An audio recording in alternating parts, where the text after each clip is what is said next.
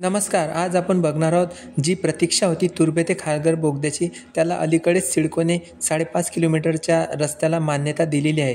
3,166 कोटीच्या कंत्राटाला कार्यादेश करण्यात आलेला आहे.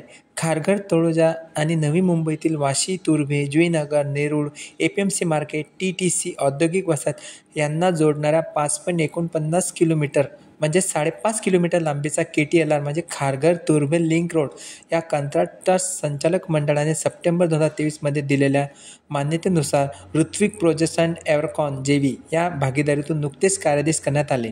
त्यामुळे तुर्भे ते खारघर दरम्यान जो पारसी डोंगर रांगा आहेत त्याच्या डोंगराखालून 1.76 म्हणजे 2.25 किलोमीटरच्या बोगद्याला कामाला मंजुरी मिळालेली आहे. आता याची कधी सुरुवात होईल याची आपण माहिती बघणार आहोत.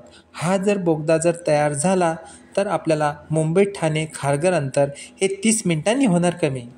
म्हणजे याचा आपल्याला तळोजामध्ये राहणाऱ्या लोकांना पण खूप मोठा फायदा होणार आहे. कारण तुर्भे खारघरच्या दरम्यान हा बोगदा 2.25 किलोमीटरचा राहणार आहे. त्यामुळे तो तळोजाला वाशी, नेरूळ, जुईनगर, खारघर आणि अप्पल खारघरला जोडणारा थेट दुवा म्हणून काम करेल. बघत असाल तर व्हिडिओला लाईक करा, चॅनलला सबस्क्राईब करा, कारण आम्हाला असेच नवीन व्हिडिओ काढण्यासाठी नवीन मोटिवेशन मिळते.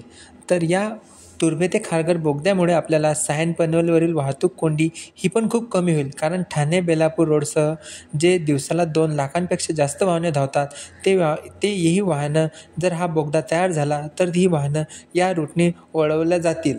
म्हणजेच या जो सायन पनवेल जो महामार्ग आहे याचा ताण कमी होऊन खारघर तळोजा नोड जे नवी मुंबईतील ऐरोली, घनसोली, कोपरखैरणे, वाशी, तुर्भे, एपीएमसी मार्केट, नेरूळ, जुईनगर हे एकदम जवळ येणार आहेत. तर व्हिडिओ तुम्हाला कसा वाटला कमेंटमध्ये नक्की सांगा. थँक्यू.